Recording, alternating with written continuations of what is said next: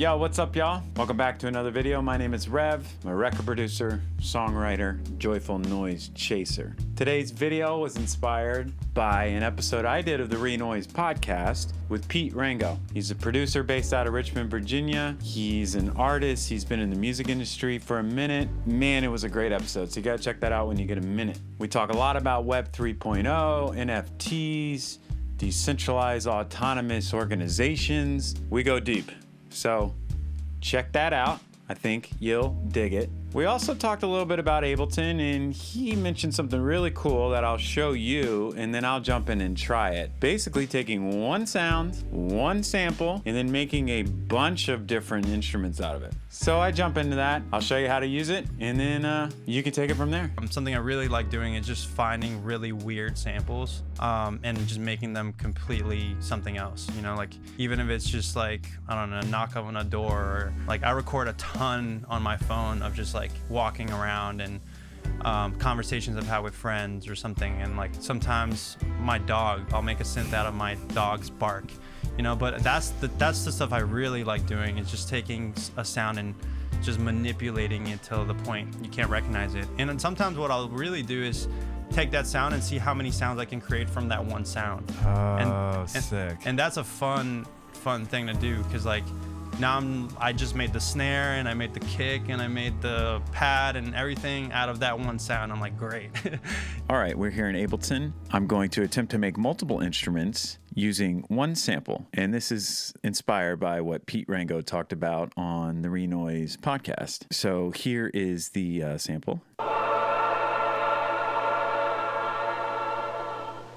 Nice little church choir taken off of a cassette. I believe my wife's grandmother had it in her collection, and I somehow ended up with it. So the first thing I'm going to do is actually, let's set up a kick drum. So I'm going to start a new MIDI track, go to the instruments, and pick out our good friend Simpler. Take this chorus sound and put it in there. Playing the keyboard. My QWERTY keyboard here. I'll get it to about there. I'm just going to record it in. So we have this C1, and so I'll just set up like a basic 4 on the floor here.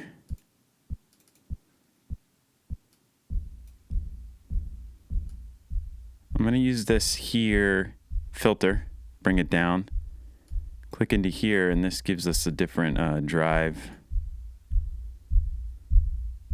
for the filter. Adjust the attack, decay, and sustain and release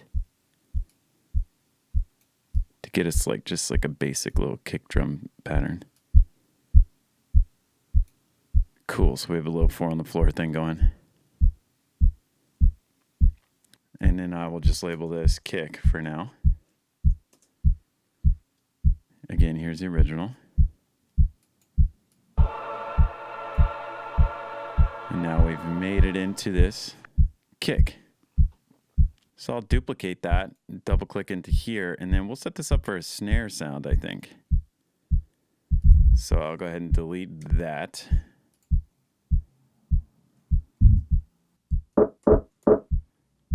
That's annoying, but we'll work on it. So all I did was just basically tap that note in so that I know it. I know which one I want to use. And then I'll do this fold feature to get rid of all the other sounds, because we're just using like one at a time. Get rid of all the other notes. Because Simpler sets it up so that you can play that particular sample across your keyboard. But for this instance, for the kick and the snare, I'll go ahead and label this snare. We just are using one note at a time. So this kind of helps me get a better, just simplify it a little bit. I'll go to the... What I did there was just left click and then change the fixed grid to 8th notes, let's just say, for this particular instance. Maybe do a little roll at the end. Okay, let's work on this sound a little bit.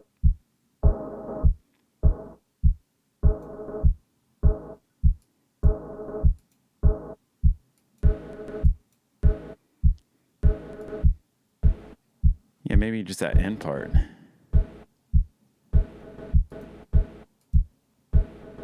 find a better pitch. I'll click here, and that's highlighted all those notes, and then I'll just hit Shift and octave up. I like that. I'm going to add a little compressor to that. Maybe change its attack. It's a little too. Yeah, so I'm just kind of messing around with the attack, decay, sustain, and release. And getting kind of a little snare sound. Okay, yeah. I'm not going to say this beat's amazing, but you'll be able to use this as a jump off. So let's do, I don't know, like an open hi-hat. So we'll just set that up here. What's that sound like?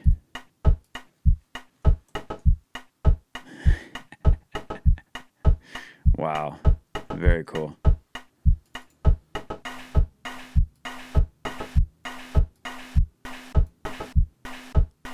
I don't like that. I'll take this and grab it there again and then just bring it a little bit off the grid.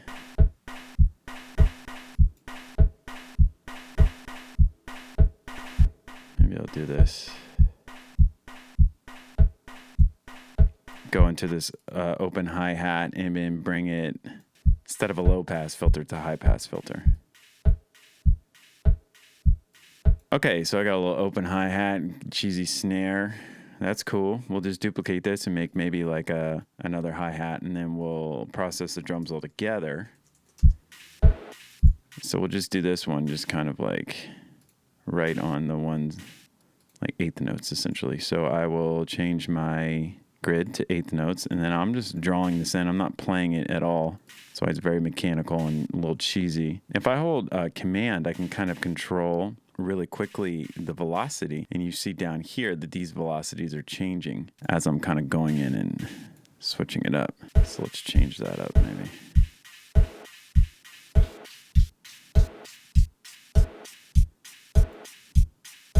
Again, let's move this. I'm going to grab it and just maybe, I'm just holding command and then over with my arrow to just bring it slightly off the grid. So you can see here's the grid line, and then I'm just moving it forward. And maybe like get rid of it.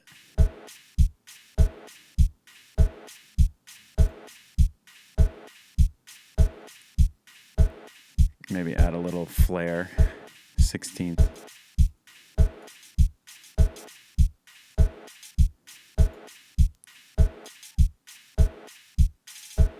This is getting real cool. So you get the picture. Cheesy, but doesn't have to be, because you are creative and you are cool and you can make great stuff. This is just for an example. So I'm going to just label this. What I did there was, I'll undo that. I grabbed the kick, snare, hi-hat, and open hi-hat, and then Command G, and I grouped it. I'm going to call this group kit. Okay, so now I have them all going in here. Maybe I'll compress a little bit. Bring down the volume a bit. I'm not crazy about this snare, but whatever. It's a thought that counts, right? Put a little saturator on it, maybe. So we got that going on there. Put a little reverb on it. Original. And then now we've made with that original sound a kick, a drum, a kick, a snare, a hi-hat, and an open hi-hat. So let's try a little bass now. Thanks for joining this wild experience. Instruments, simpler again, why not? It's a very useful tool. I love this thing. So I'm gonna find a little bit of a lower. Okay, grab that. Maybe there. Call this bass.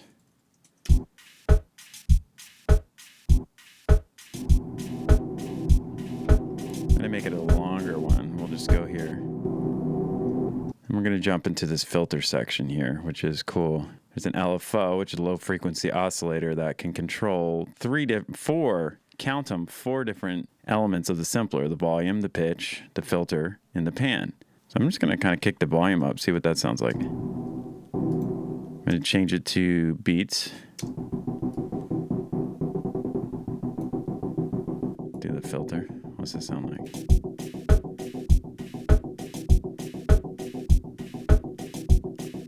Oh, here we go, baby.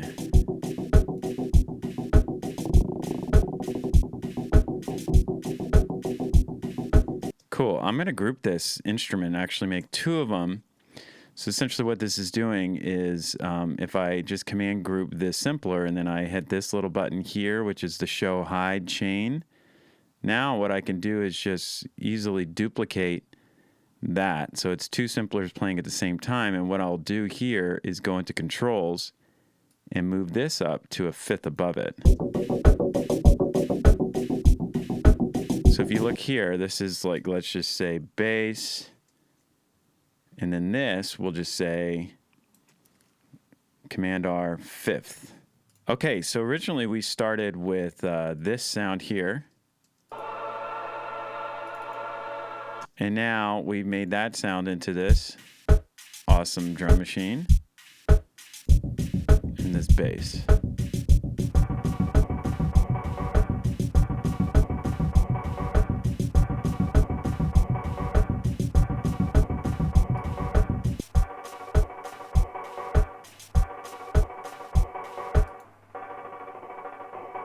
All right, so that was my attempt of taking one sound, making it into multiple instruments. Usable? I don't know. Jury's still out, but what can you do? Hopefully you learned something from that. If you did, go ahead and like, subscribe, send me flowers. Until next time, keep making noise, y'all. Peace.